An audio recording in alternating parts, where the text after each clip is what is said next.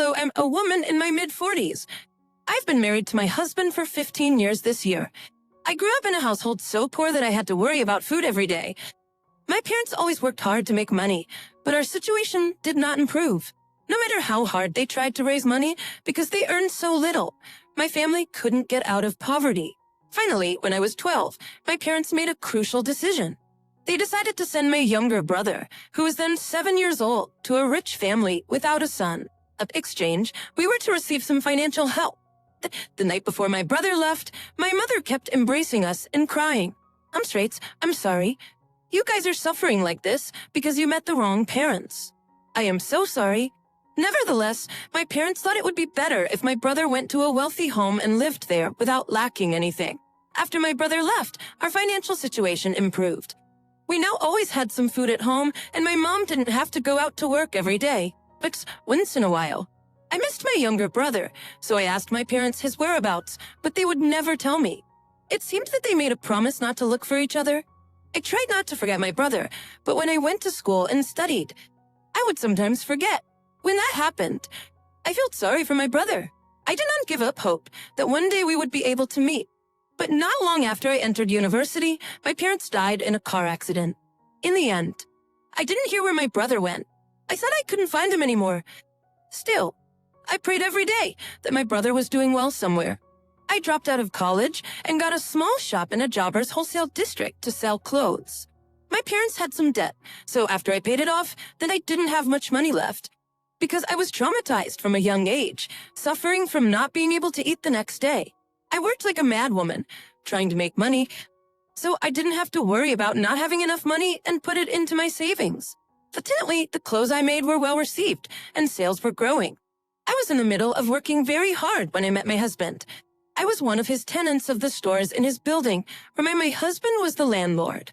Because he was very successful at a young age, there were a lot of rumors about him among the shop owners.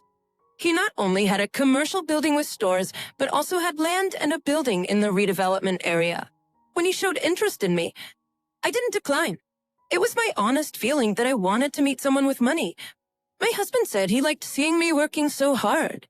"I always see you opening your store early and closing late. The clothes are also well displayed for customers to choose from. I thought it'd be great to live with such a meticulous and reliable person."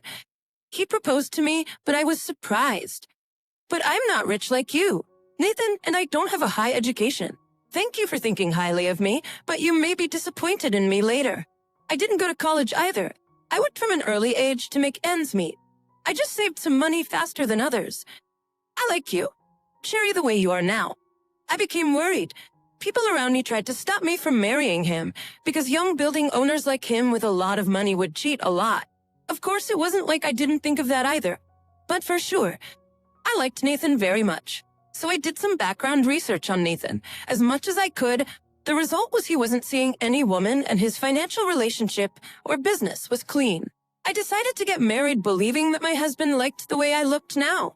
Nathan's parents passed away early, so the two of us went into the wedding hall holding hands. After the wedding, I told my husband about my younger brother. It wasn't a good thing, but I thought he should know about my family. I also told him that I still felt sorry for my younger brother and did not give up hope that I would meet him someday. He said, "It must have been really hard for you to have something like that happen when you were young. There must have been a lot of scares in your life. Thanks for telling me this." He accepted it more leniently than I expected. I was thankful and sorry that I doubted my husband just from listening to what others said. So while continuing my work, I did not neglect any household chores and did my best to take care of my husband. We lived happily for about 6 months without any problems. But from one day on, my husband kept paying me late on our living expenses. He was to deposit on a set date, but he was late by a day or two, then by a week, then for a whole month. At first, I didn't care too much because I was making money. However, he didn't deposit even after a month. I decided to ask him about the delay. "Is there something wrong these days? You didn't deposit for our living expenses last month, or did you forget it?" "Oh yes, sorry, I forgot. I'll put it in as soon as I go out later." Then he deposited the money right away that day. So I thought he really forgot. But again, he started being late in depositing the living expenses and didn't do it even though 3 months had passed. Every time I checked to see if the money had been deposited into my bank account, I got the symptoms of having heart palpitations. I didn't say it because I was afraid I would become a nagging person, but it has been bothering me. What are you doing that you keep being late in depositing the living expenses? You've already been late several times and kept changing the deposit date. But this time, it has been 3 months. Is there anyone who can't pay the store rent? If that's the case, I understand, so tell me honestly. I'm really sorry because you're making money, so I thought there'll be enough to cover for the time being, so I kept forgetting it. As you know, I have that small building. It needs remodeling, so I haven't been paying that, so it ended up like this. But I didn't know that you would care so much. You have to tell me, so I don't misunderstand. You didn't even say anything, but don't give me money for our living expenses, so I was worried that something bad happened. I also feel anxious because the money is not coming in. You must have been very worried, but you have quite a bit of money and we live well with enough money, so I wish you wouldn't get so nervous. Many people live with much less than we have. It's plentiful, but I need to keep depositing our money into the installments for the savings with the money you deposit. So when the expected money doesn't come in, then I keep getting anxious. I think it's from the trauma of having lived without much before, so I can't help it either. Okay, I'm sorry. I'll deposit it regularly without being delayed. He soothed me and sent me all the amount that he had accumulated from his delay. However, we had several more such buttes before he deposited the money on time. Then one day, I went to my store and the shop owner across from me, who was a close acquaintance of mine, came over and asked me, Sari, why did you sell your store in Building B? The business is great there. Because my sister and I are close, so I go over there often, but my sister told me that the store owner got changed. She was annoyed because the new store owner is such a miser. If the store at such a prime location got sold, you must be investing in something better, aren't you? Wasn't for caring to bear Ipoldian? I was kicking up, but I smiled and said, that's right. I evaded the conversation and went to a real estate agent who wouldn't know me. Building B unit 100 Duster. It's been 2 weeks since that got sold. I heard it got a good price. Were you trying to buy that store? The store owner does not list with us here. Everything is done in the real estate on the first floor of the mall, so go there and find out. I said goodbye and hurried out. My husband never said a word to me about the store. When we got married, we promised that each of us could have our own spending money, but we agreed that we should talk to each other about problems with the store or a large amount of money. However, it was very disappointing that our agreement was not followed like this. But I was afraid to ask why he sold the store. I was terrified of what I would do if he ever had another woman or if he gambled or something. My husband didn't know how I was feeling inside and came home smiling. How is it that you came home early today? I thought I was going to have dinner alone today too. This is great. Then shall we order some chicken and eat? The 20 said that. I felt really complicated. I hadn't been able to sleep properly for several days when the neighboring shop owners at the mall came to see me and told me cautiously, do you know what? I live in condo D unit, and I happened to see your husband there. He was walking together with a woman. Then, before I could even answer, another shop owner who was very close to me interrupted. You must be mistaken. How affectionate Sherry and Nathan are. Don't say those useless gossip and go mind your own store. Alster particularly saw him. He was definitely her husband. You're not even sure. Did you call him by name? You didn't, right? Then don't talk. My friend settled the case once and for all. Seal, after worrying about it. I hired a private detective and started checking up on my husband. I was so frustrated and frantic that I couldn't bear it. I tried to act as if nothing happened until the background investigation results came out. But I was worried that my husband might find out. I asked him, did something happen outside today? Have you had anything bad happen? Then my husband looked at me strangely and asked, nothing happened. What is it? Why do you keep asking me like that these days? Just these days, it's rough out there, so I wondered if anything was going on. I made a lame excuse to cover up. I think you worry too much. I'd be more at ease. If you keep it up like that and worry about it, you'll build up stress, and it's not good for your health. I heard that something like yoga is good for mental health, so go to a yoga center or something like that. He said it nonchalantly, but I felt like my head was about to explode. I passed like that, and finally the day came when I met the private detective. He gave me some pictures. In the picture, my husband was in an unfamiliar neighborhood. He was entering a building. This is the D wing. He came out after he's staying in this place for a while, and in the next picture, a young woman came out behind my husband. The detective said, if you look at the pictures behind here, he goes all over the place with this woman. He spread out the photos and there was no place he didn't go with her, such as the mart, park, and store. I frantically put the photos in an envelope and got out of there. My legs were shaking, my hands were shaking, and my mouth was drying. Then, before I got married, I remembered those shop owners warned me about young building owners in rental business having a lot of women and frequently having extramarital affairs. I was so anxious and afraid that those words may have become a reality, but I decided to check again first of all, and until I saw it with my own eyes. I swore not to trust anything, but I couldn't treat my husband the same way as I used to. My husband seemed like he noticed that I became cold and kept trying to say something but hesitated. I assumed he was trying to confess that there was another woman, which I couldn't bear to be with him because my heart was pounding, making me nauseous. Dust? I made an excuse that I needed to make product samples and left home to be at my studio where I locked myself in and didn't go home. Then my husband came to see me at work concerned. What are Santa going to do with all this work? It's already been a week. Shall I buy you something tasty? You're going to make yourself sick by working like this. It's okay. Don't mind me. Go and work. When I refused, my husband couldn't say anything more and just left. While I was passing the time like that, I got a call from the detective. He said my husband was driving towards Unit D. I immediately left the studio and took a taxi to the building. Just on the way, my heart was beating so fast and my face was so hot that I couldn't hear a word of what the taxi driver was saying. I got off at the place. The detective told me and looked at the building in the picture. It was a 5-story, multi-use commercial and residential building. I clearly saw my husband coming out with the woman in the picture. My husband and the woman were laughing and talking about something. I was afraid my husband would recognize me hiding behind another building. I kept watching my husband and the woman go somewhere. And after I couldn't see the two of them, I went in front of the building. The first floor was rented out to the shops, and on the top, there were offices and apartments in the building. When I thought my husband was living with that woman, an indescribable feeling of betrayal came over me. I was so angry that I felt like breaking everything in the store, but I got hold of myself and came back home. I cried and wailed alone in my room. After crying, I washed my face before my husband came. I acted as if nothing had happened. That day, I made up my mind to get a divorce, hired a lawyer, and got legal consultation. And then, I prepared the necessary documents step by step. It was so embarrassing to everyone around me that I was getting divorced after less than a year of marriage, but it was my fault for not listening to the advice of those around me. I thought it was inevitable. Thinking around that time, my husband kept looking at me and trying to talk about something. Honey, do you have anything to say to me? Or Ernie, shall we meet outside later?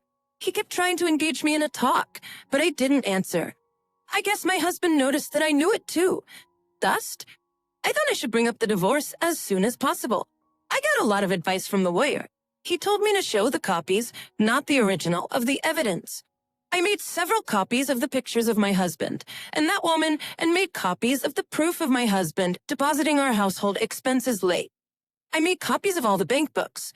When he didn't pay for the living expenses, I collected all the receipts that were paid with my own money.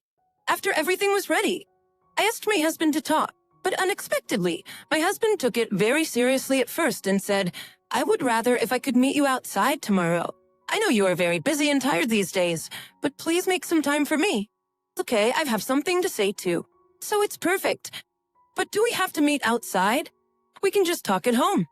Then my husband said, it's because I have to go somewhere for a while. Where are you going? Is it important?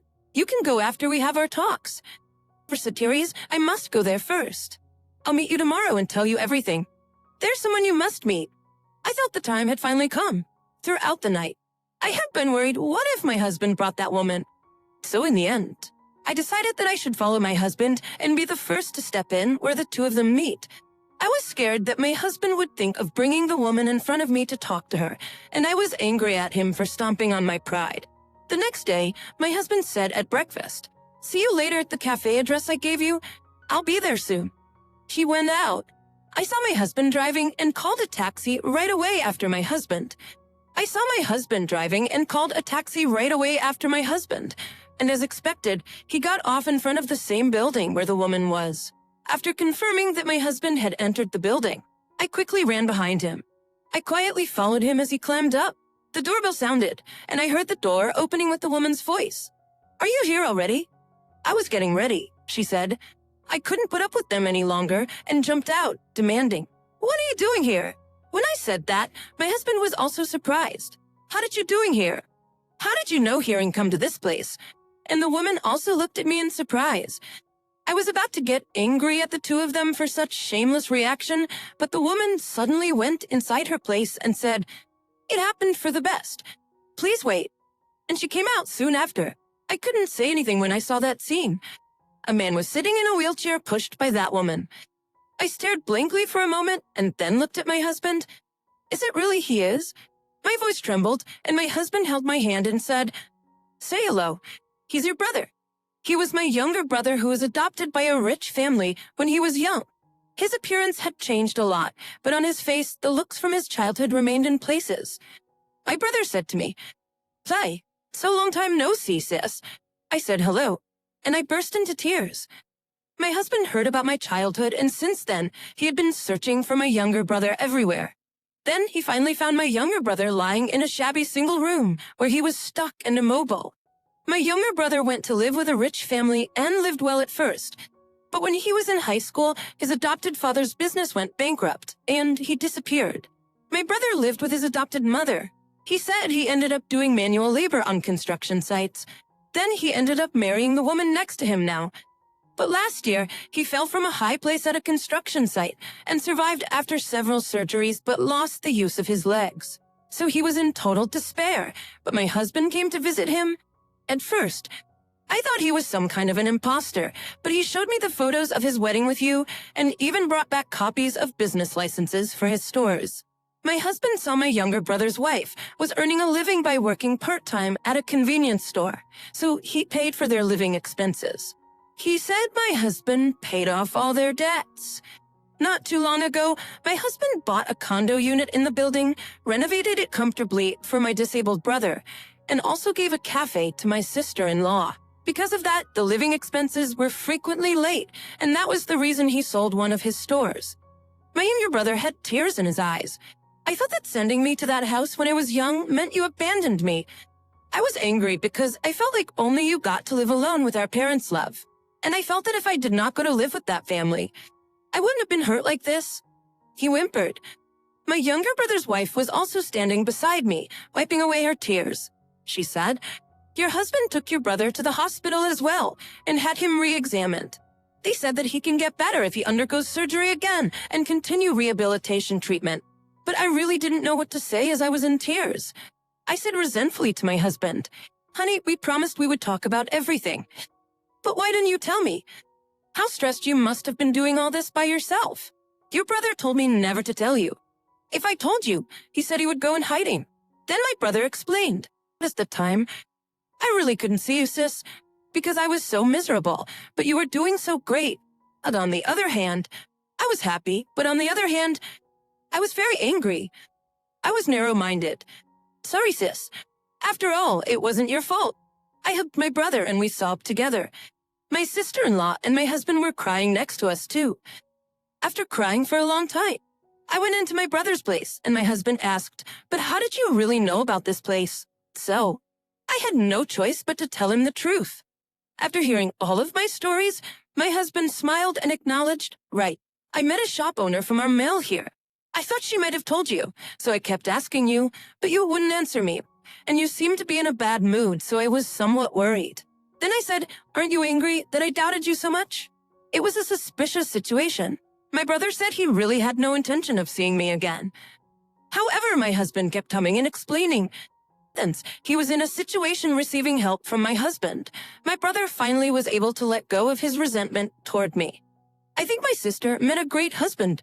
I felt so sorry for misunderstanding my husband. I didn't know what to do but kept apologizing to my husband. I thanked him, and my husband also said, sorry he couldn't tell me, and warmly patted me. That's how the misunderstanding got resolved between my husband and me. My brother underwent another surgery. I was standing guard in front of the operating unit while my brother was undergoing restorative surgery. After, he went into rehabilitation and for more treatment. When my sister-in-law was busy with cafe work, I took my brother to the hospital for his rehab. After a few years of diligent efforts, he was able to get up and walk. Of course, he had to use a cane, but I believe that he will gradually get better. Younger now, the two households go back and forth and live happily. My husband and I have a son and a daughter. My brother's wife also gave birth to a daughter. When I think of the hardships I went through in the past, every day feels like a dream these days. My younger brother created an online shopping mall and has employees. I am selling the clothes I make. I want to do better. So while raising my kids, I'm also studying apparel design from time to time. I'm old, but for the future, I need to learn more. Life is like a movie in itself. Thank you so much for listening to my story so far. I wish everyone good luck, so always be happy and healthy. Please cheer for me and write your comments of wisdom in the comment section. Pressing like and subscription is a big help to me. Have a wonderful day.